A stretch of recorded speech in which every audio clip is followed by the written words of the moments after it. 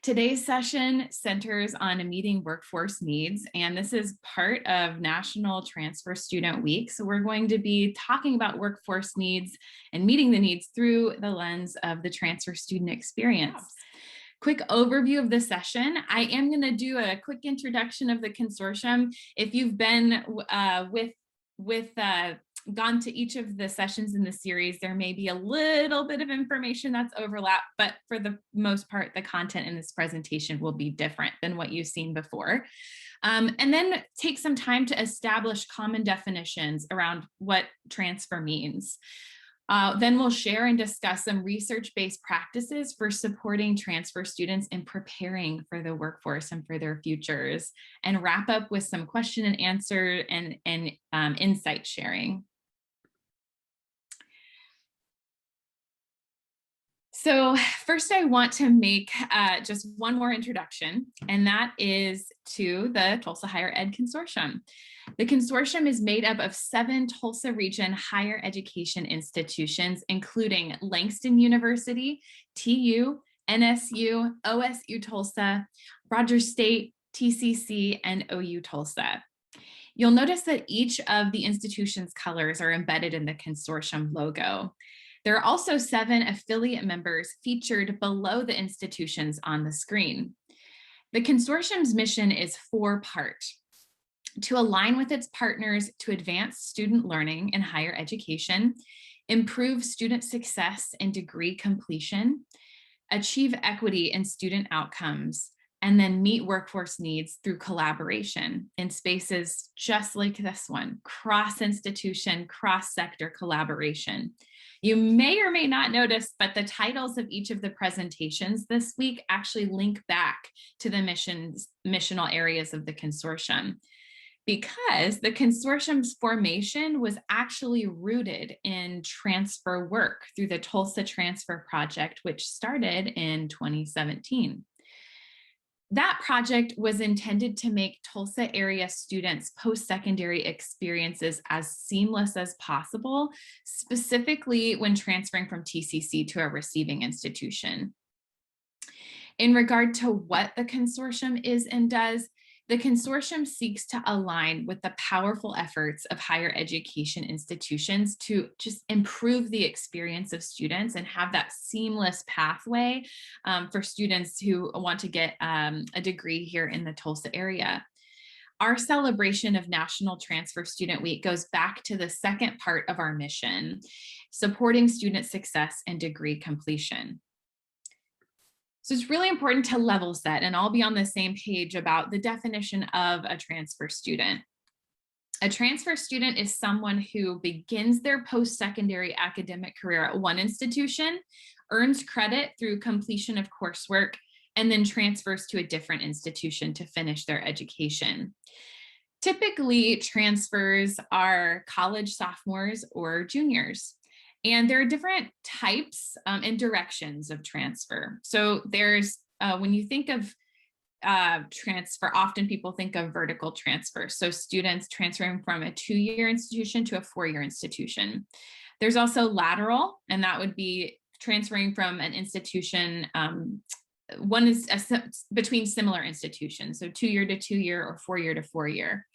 Reverse transfer is starting at a 4-year institution and transferring to a 2-year institution. And reverse transfers are actually on the rise.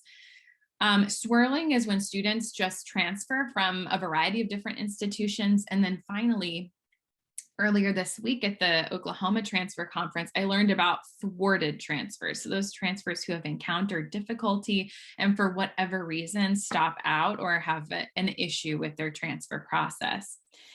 This statistic is so impressive to me that 40% of all colleges, or of all college students, not colleges, will transfer at least one time during their academic career.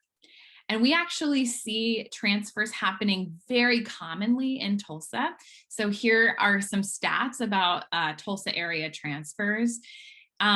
These statistics are from TCC's campus facts page. We know that Tulsa Community College is the largest community college in the state with just over 20,000 students. And if a student wants to get a 4-year degree from a public institution and they want to stay in Tulsa to do that, they have to start at TCC and then transfer to a receiving institution to finish their degree. So there are a lot of transfers in the Tulsa area. As I mentioned, TCC provides all lower division college coursework.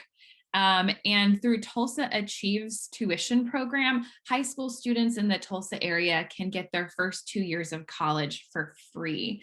So that serves as an incredible resource for students, cutting their college bill in half, essentially. There are also just over 2,000 concurrently enrolled students, high school students at TCC. So that means they're earning college credit while still in high school. And I recognize that most people on this call probably already know this information, but just in case, wanted to share that out with you. Here's a quick look at this Tulsa student profile. So there are roughly 40,000 students, and just over 9,000 degrees were awarded in 2019. The population does skew more heavily toward women, who make up 56% of college and university students. 51% of the Tulsa student population are between the ages of 18 to 24, and 49% are between the ages of 25 and 64. And often these students are considered non-traditional or post-traditional students. So that's a really interesting dynamic about our city, is that half of the students kind of fit within that traditional student range and the other half don't. And those groups have different needs and motivators and life circumstances and situations that require different approaches to their instruction and support. As you can see from the distribution on the bottom of the page, 42% of students attending colleges and universities are considered students of color, including Black and African American, Hispanic and Latine, 2 or more races, Asian, American Indian, and Native Hawaiian Pacific Islander. According to Impact Tulsa's 2019 Community Impact Report, citing the US Census, the diversity of the city is growing, and within the next 10 years, this number will rise above 50%, which means that our colleges have to be more responsive culturally, financially, with information to the students in our city than ever before. There are a few different resources that I am going to share with you that informed the development of this presentation. They're immensely helpful in understanding the transfer experience. There's a lot of resources that I'm going to share, and honestly, it would be quite annoying to put each of them in the chat box one at a time. So I've prepared a document that Sarah is going to share in the chat, or Dr. Wyatt's going to share in the chat box, that has all of the links in the entire presentation. So you can go and access those resources after this time. So all of these different resources, again, incredible for capturing the data and the profile of the student experience across the nation, and then even more locally across the city. And then what are best practices for supporting transfer students? I've taken a lot of these resources and distilled them down into 5 practices that are best practices for meeting workforce needs. And so over the next few slides, I'll talk through some of these things. So the first is understanding transfer students' journeys. It's easy to kind of think, oh, transfer student just goes from one institution to the next, but there's a lot of decisions and a lot of processes and protocols in between those 2 steps that make or break a student's career or trajectory in their transfer journey. The second is to support students with planning their post-secondary journey or mapping their post-secondary plans. And then prioritize high impact educational practices for transfers. I'll list out some of those on that slide. And then the fourth and the fifth really connect to business and industry. So illuminate pathways of opportunity for career exploration early for transfer students, and then build and strengthen connections with business and industry. And we've got some leaders on this call who are experts in that work. So I don't want to claim that I'm an expert on all things, but we'll lean into the expertise of the group that we have with us today. So let's start with understanding the journey. So this is actually from the National Institute for the Study of Transfer Students, this information. But the first one is that there's a common myth about transfer students that they're academically underprepared for bachelor's level coursework. And if that mindset is not challenged, it's a deficit mindset, it can impact students' self-esteem and might even result in a cooling down of their career aspirations. In reality, transfer students often perform at or above similarly matched students who started at the university as freshmen at a four-year institution. Although some transfer students experience transfer shock, so when a student transfers from one institution to another, they may see a dip in their GPA. They tend to bounce back within 1 to 2 semesters of enrollment. There are a variety of transfer pathways and reasons why students transfer. Earlier, I mentioned the vertical, lateral, and reverse transitions.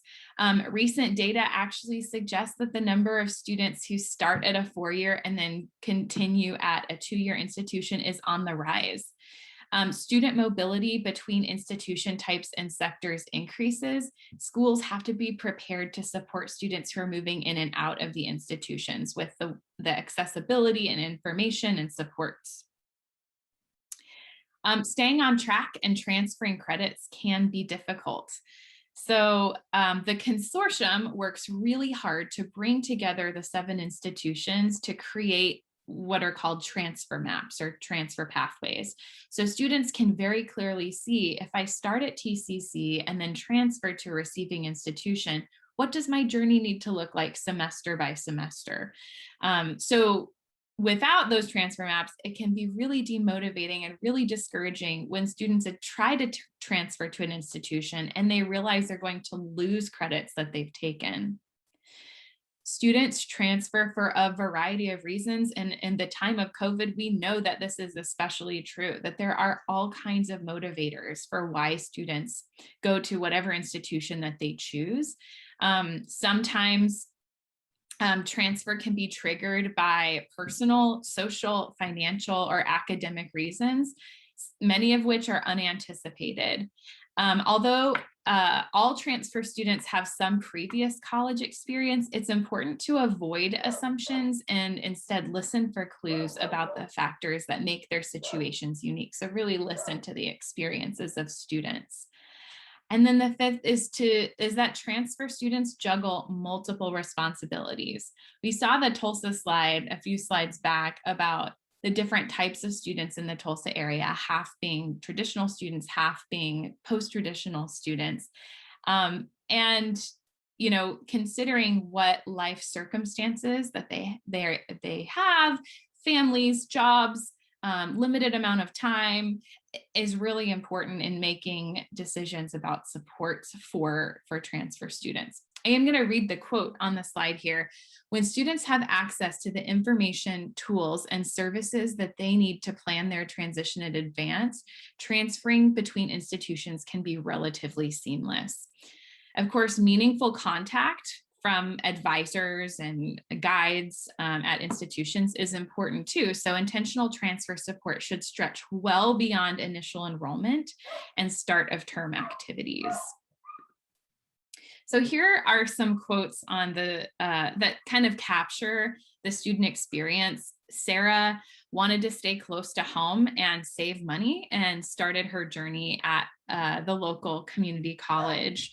Carrie was a first-generation college student and unclear about how to navigate the higher education system, and found that there were supports at the community college that that helped to demystify that process. And actually in our last session, we heard from TCC's TRIO team about the very comprehensive supports that they have for first generation college students. Luke experienced the frustration of credit loss in transferring from one institution to another. And then Natalie had intense interest in doing an internship, but wasn't quite sure about the level of commitment time-wise. So then the next point is, once you understand that there are a variety of different journeys and listen to the experiences of students, the next step is supporting students with journey mapping, thinking about all of the decisions that they have to make, like where they're going to transfer. Maybe they're approaching the conclusion of their first 2 years or their associate's degree and have to make that decision. Having a variety, knowing what their options are is really critical. Then there's the application and enrollment process, which can be a bit daunting. As they transfer to a new institution, there's orientation to new campus and policies. And that's like learning a new culture, learning a new system. And that takes time. And often transfer students feel there isn't a whole lot of time to acclimate. So creating on-ramps and orientations for students to have that seamless process is really critical. And then students need to select a major, which is certainly going to help them flow into their career and occupation. And then identifying enriching internships, having opportunities to dive into experiences that will prepare them in a real way for their career. So I cited a source from the University of Rhode Island, and if you have a chance to go into that document, it's a really comprehensive resource on how to have conversations with students about their interests and career trajectories. I just kind of took a snippet here about the process of making a decision and taking action to, really making decisions about all of these different areas. I do want to brag on TCC has a resource that really helps demystify the transfer process with benchmarks before students begin at TCC, their first semester, all along this process to help map out that journey for students. And then at receiving, I'm sure there are similar resources like this at receiving institutions. If you have them, share them with me. I'd love to show them off. That help students make decisions about things like internships and service learning projects. And then I also want to show off the transfer portal. So for students who aren't quite sure what they want to do or what they want to major in, TCC has a transfer portal that also helps them see if you're on a certain trajectory getting your associate's degree, what is it going to look like if you transfer to X institution? Or if you want to get a degree in psychology, what does that look like? So I've typed in psychology into the portal, and it populates for students who have an AA in psychology can look at this drop-down menu and then see, let's say, a bachelor's of science in psychology. We'll look at Northeastern State. Students can see it's like a degree plan sheet. Semester by semester, what steps do they need to take? What courses do they need to take to ensure that they don't experience credit loss? And it also has some helpful tips about, when to register and how to do things like that. So this is an incredibly valuable tool for students who know that kind of what they want to do, but aren't really sure what the journey needs to look like. Any questions on this resource before I kind of wrap up my portion of the presentation?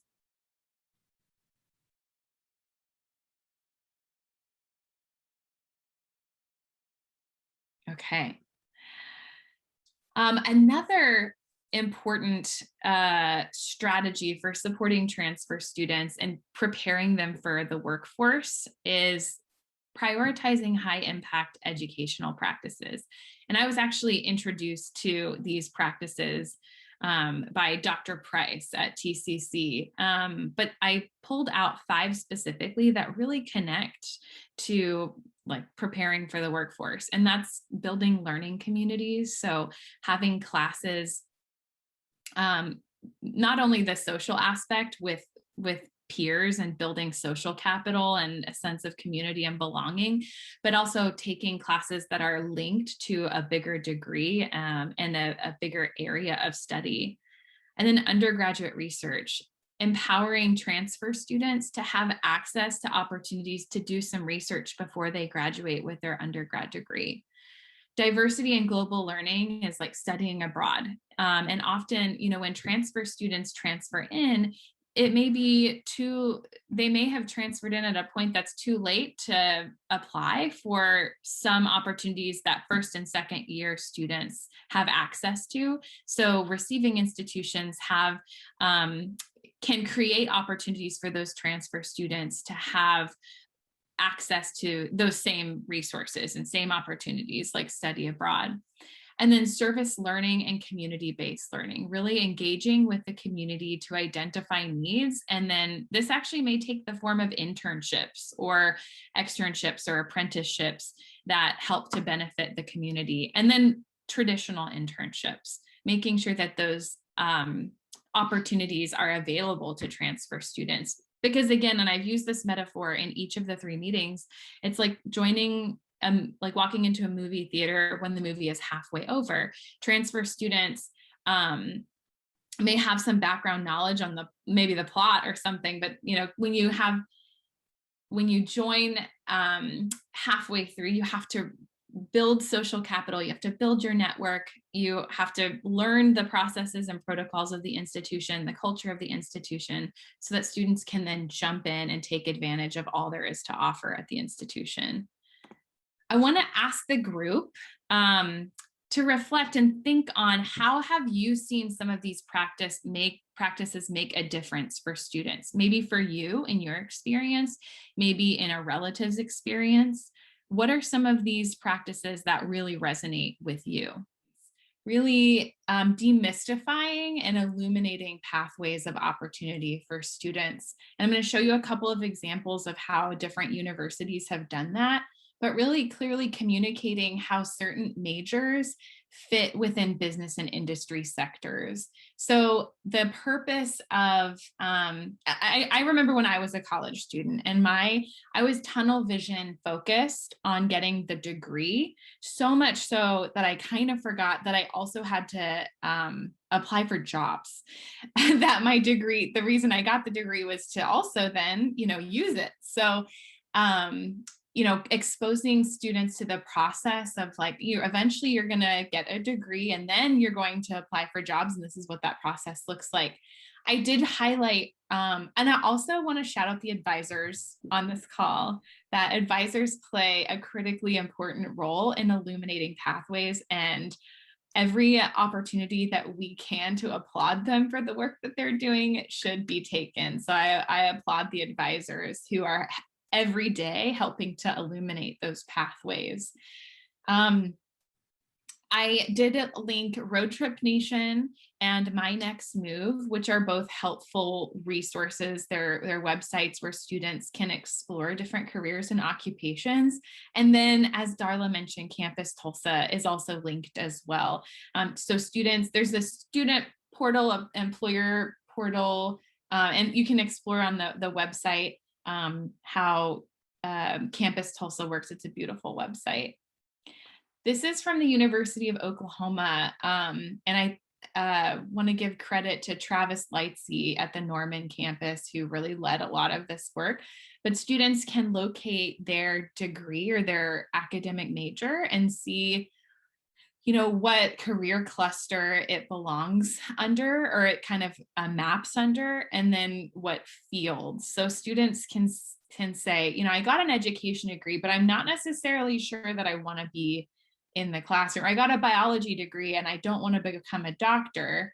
Well, you can look at agriculture, food and natural resources. You can look at education. So it kind of shows students how degrees can map onto different fields and areas, career clusters, which is really, really interesting. And then OU, again, has this resource where students can find their major and locate it on like what type of industry or field that they can go into, like realistic, investigative, artistic, social, enterprising, conventional. Just some helpful thought provokers for students to think about, this is my major, these are my interests, these are my sets of talents and skills and my personality traits that might help me make a decision about what industry I'm going into. This is my next move, just a screenshot, but allows students to see, I want to be a X, or I want to browse careers by industry, or I don't actually know what I want to do and I need help. So a helpful kind of search engine. And then this is the last point, I promise, but building and strengthening connections. So earlier, Kaylee and Leonel and Lauren all surfaced connections in different ways, whether that's connections with other students, or connections to businesses or institutions and connections to businesses. And really building those connections is going to be critically important to supporting student success, and especially for transfer students. So recognizing that giving students opportunities through their orientation experience as a transfer student to build social capital on campus is so important, because they haven't had the first 2 years to build up social capital. They have to come in and build it quickly. So need some really easy on-ramps to do that. And then connecting students with businesses through, whether that's Campus Tulsa, or actually advisory committees probably belongs down here, but it could belong here as well, to student and business connections, because out of advisory committees may come some really amazing internships. Also, advisory committees falls under institution to business connections. So that's when an industry works closely with a degree program or department to learn about how the department is preparing students for the workforce, and then also simultaneously shares what they're looking for in applicants that they're trying to hire. So creating bi-directional communication between the college and the institution and business and industry, and then the invaluable connections to the chambers, the Tulsa Regional Chamber and Broken Arrow Chamber. But this is a limited list. How else might we build and strengthen these connections to promote transfer student success? So here is a really interesting article about the importance of, businesses and business educators connecting on a regular basis, and really anybody in business and industry and any departments within a college or institution, but in supporting a thriving, diverse economy where folks have economic mobility, having those open lines of communication is so important. And operating in silos, information silos, has to be a thing of the past, because we have to innovate to keep up with other regions, with other states, with other countries. So collaboration really will lead to innovation. Follow us on social media. So I know this week we had a series of different conversations, and some of you were with us for all three. Thank you for carving out the time to be with us. Thank you for being here today, but we'll have more events like this, and we'll also have in the coming months likely some different types of committees or thought groups that can collaborate and innovate together. So follow us on social media for more information. And also, if you would like to learn about the consortium's formation, about transfer data in the city, or just want to read a very comprehensive report on all things consortium, go to www.tulsahighered.com, which is